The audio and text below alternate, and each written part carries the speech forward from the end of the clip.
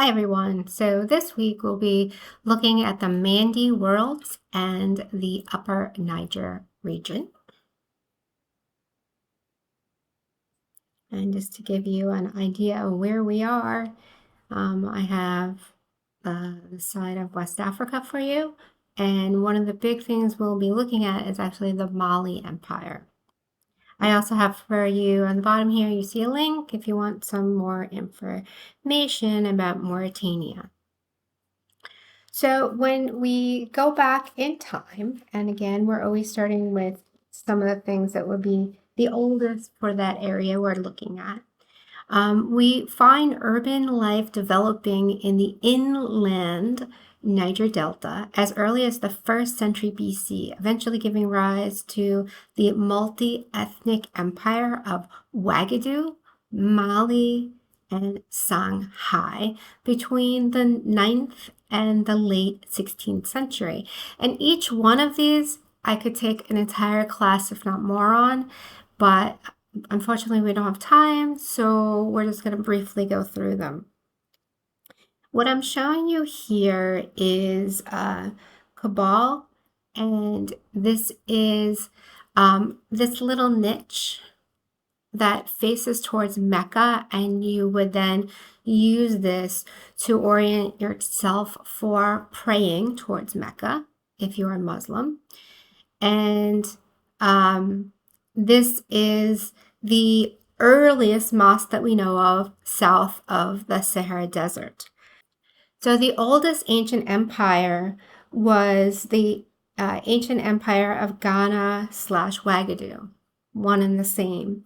And they were in the area of Mauritania, which I just showed you in the map, previous slide. And their empire was between the 10th and 15th century. And this empire was over 2,000 years ago. Kambai Salali, located north of the present-day border, separated Mali and Mauritania. The site has been identified as the capital of the earliest state known as Ghana to the Arab historians and called Ouagadougou by the Saniki. The next image I'm showing you here is a female figure. We again are looking at the ancient Ghana or Ouagadougou Empire. This is from the 7th to the 11th century. It's made out of clay, found in the area of Mauritania.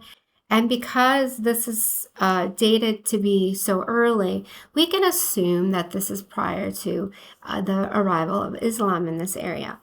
What's another reason why we can make that assumption? Because it's a human form. So we aren't going to see a lot of human forms, or if any, after the arrival of the Islamic religion. Again, because of the idea of no graven images, right? We've discussed this before. You don't want to have an idol that you're worshiping. Instead, you want to worship Allah, right? And so this image is a female figure, and you can see she's got rather large buttocks. And then here's her torso and her legs, and the rest of her has been broken off. This probably would have been a belly button that has been exaggerated. And I think I told you about this before, that in a lot of African art, you will have the extended belly button because they're making a reference to where it is attached originally to the umbilical cord. And you are then making a reference to the beginning of life. The next thing I'm showing you here is a map, and you see the Mali Empire is highlighted for you here, and we have some very important sites here. The ones I'm going to point out here are Timbuktu, which had an amazing library, the first African university, and then and I would say at that time period, this university rivals any university in the world. Jenne here, and we'll be looking at these two sites.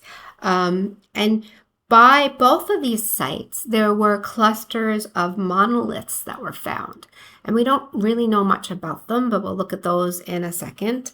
And then the other thing to know, well, we would consider this the Western Sahel. And then the other thing to note is that there was a very, very famous leader of the Empire of Mali. Wonder if anyone knows who that was.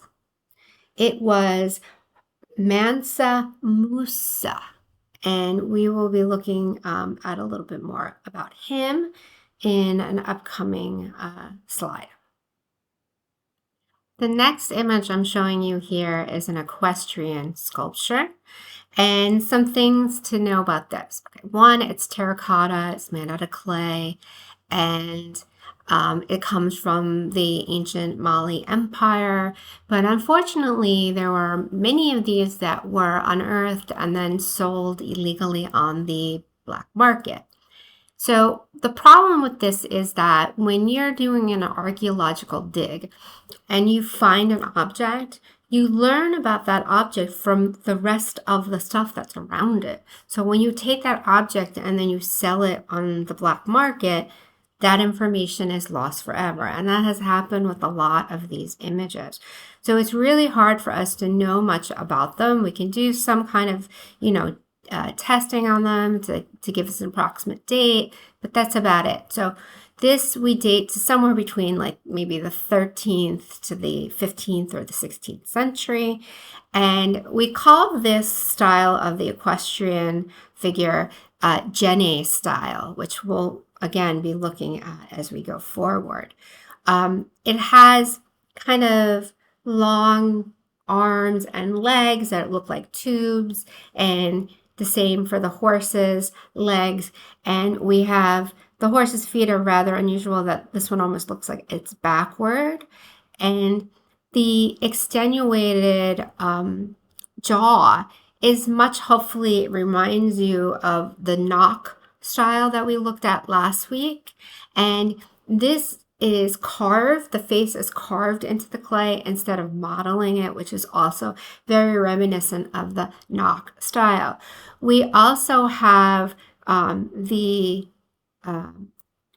person here is wearing a quiver. It would be for a bow and arrow. We have decoration on the horse and decoration on the person. And horses are brought to Africa by the Arabs. They're not native to Africa. And to own a horse was very expensive. So we automatically can say that this figure is somebody who had a lot of money and a lot of power. The other thing is that we're never going to see women on horses. Only men on horses when we're looking at art from this time period. So we don't even have to question that. This is a man. He's an equestrian. He's got a quiver. So he may be some kind of general, somebody who's going to go out and fight, but somebody of very high status.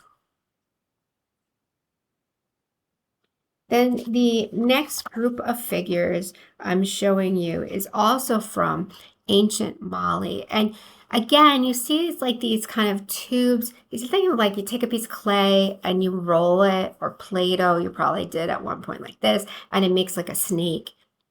That's pretty much the process of what they're doing here. And you can look at these, and I have the date down here for you, the 13th to the 15th century. You can look at these and you can pick out some features, some being male and some being female. So right away, you should be able to say this is the male figure, because I just explained to you that if the figure's on a horse, he's going to be a man, right? So he is on a horse. The other thing that distinguishes him as a male figure is that he has a beard. Okay, so the female figures don't have a beard. He has the extenuated belly button. They all have extenuated belly buttons. Again, this symbolic thing about the beginning of life. The male figure here wears bracelets. So again, this is another kind of status symbol. This too is a male figure. You can tell because he has that beard on. The faces look very similar across the men and the women, right? And then they really don't have much of legs. They're just more these long extended torsos, long arms. The female figures here, we can make them out because they don't have a beard.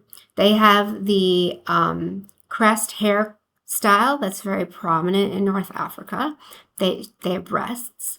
They have the extenuated belly button. And then around the extenuated belly button, you have scarification. So it's traditional with the Mali Empire that when you're a woman and you had your first baby, after you had your first baby, you would receive scarification around your belly button to indicate that you had given birth. It was a great honor to have the scarification.